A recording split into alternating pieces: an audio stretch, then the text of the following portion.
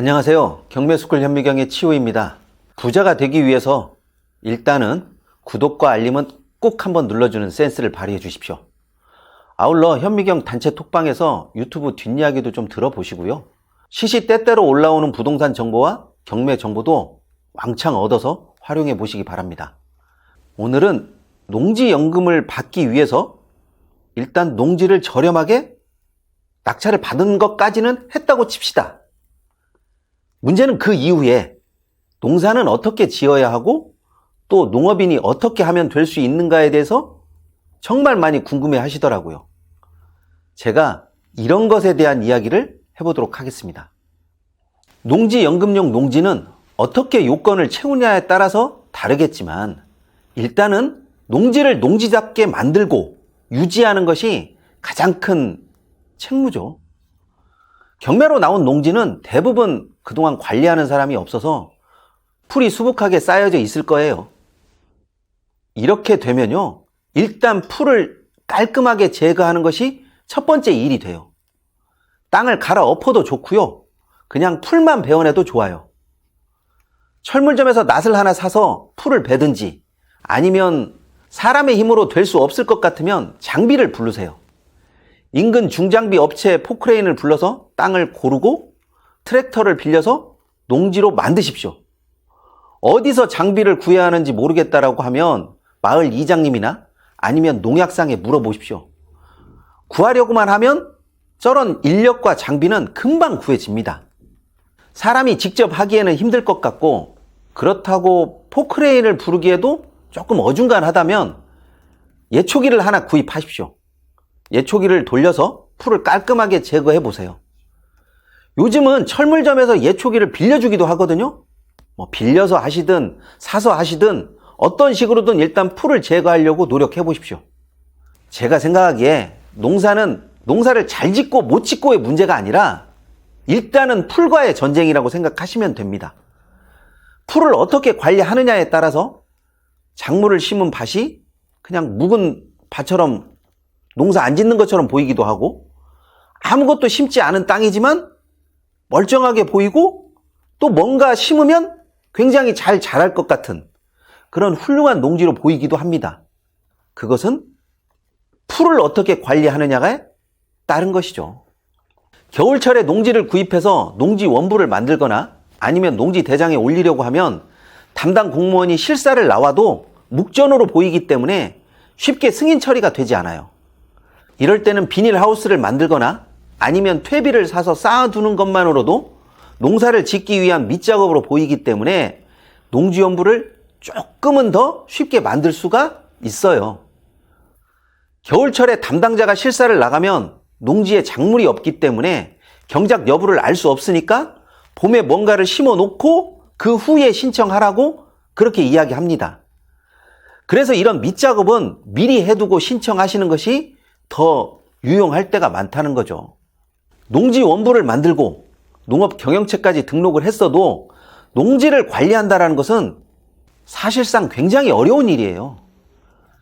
그래서 저는 농지연금용 농지를 취득하셨다라고 하면 목표를 분명히 하라고 이야기합니다. 농작물 수확을 과감하게 포기하면서 농지로서 유지만 할 것인지 아니면 수확물을 가져가는 것에 더 신경을 쓸 것인지 이것을 먼저 결정하셔야 됩니다. 수확물을 가져가지 않고 농지를 유지하기 위한 것이면 풀을 어떻게 관리하실 것인지 이것에만 골똘하게 생각하시면 되고요. 보통 한 해 수확물을 거두는 작물은 단년생 작물이라고 하는데 이 단년생 작물의 수확물을 가져가겠다라고 하면 점점 손이 많이 가는 일이 늘어나기 시작합니다. 거주지에서 농지가 조금이라도 좀 멀면 일단 잘 가지 않게 돼요. 그것은 사람의 생리이기 때문에 어쩔 수 없는 것 같아요. 그러니까 1년이면 한 달에 한 번씩 12번은 무조건 간다고 생각하십시오. 꼭 날짜를 정해서 정해진 날짜에는 웬만하면 갔다 오는 것이 낫습니다. 물론 가서 풀을 관리하고 와야죠. 그냥 갔다만 오면 안 되는 거고요. 내가 하든 다른 사람을 시키든 풀은 꼭 관리하셔야 됩니다. 단연생 작물은 나무를 심어서 몇 해를 계속 버티는 것인데 이때도 나무를 여유 있게 띄엄띄엄 심어서 풀을 잘 관리할 수 있도록 그런 방향으로 나무를 심는 것이 좋습니다. 혼자 힘으로 풀을 맨다는 것은 정말 많이 힘이 들기 때문에 저는 혼자 하든 나중에 하든 장비는 갖추고 시작하는 것을 추천드립니다. 추천하는 장비로는 일단은 쭈그리고 앉아서 풀을 매는 호미보다는 서서 호미의 역할을 하는 딸깍 호미라는 것이 있어요. 이 딸깍 호미는 서서 풀을 매기 때문에 일하기가 훨씬 더 수월합니다. 물론 능률도 빠르게 오르고요. 조금 넓은 밭은요, 이 딸깍 호미로도 안 돼요. 그러면 정기적으로 예초기를 돌릴 생각을 하십시오.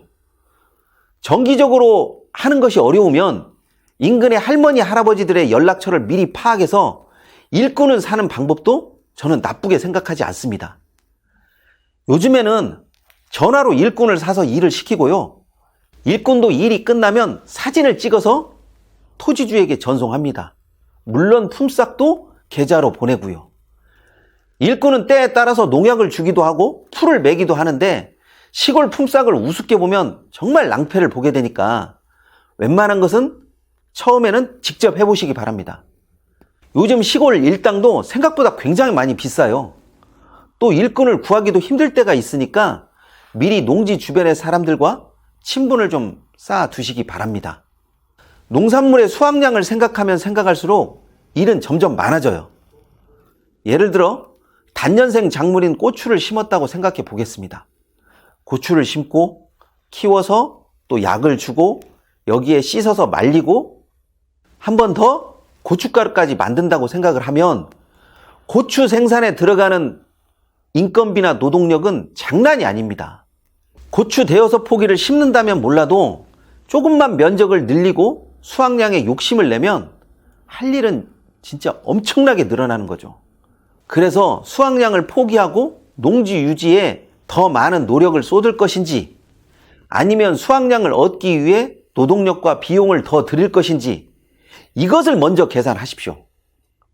수확량이 적다고 직불금을 더 주고 수확량이 많다고 직불금을 덜 주는 것은 아니거든요. 또 거주지와 농지 거리가 멀면 생각지도 않은 비용이 굉장히 많이 들어갈 때가 있어요. 교통비는 물론이고 귀찮아서 서너 번 갈 것도 한 번 정도밖에 안 가게 돼요. 이런 것도 미리 생각하고 농지 유지에 실익을 잘 따져보셔야 합니다.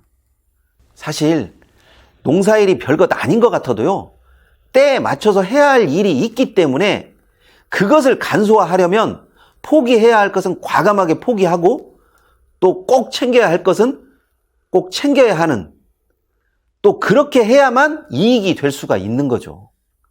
요즘은 공익직불금이라고 해서 농지를 경작하고 있으면 이것을 모두 다 줍니다. 이 공익직불금으로 농지를 그냥 유지한다고 생각하시는 분들을 제가 여럿 봤어요.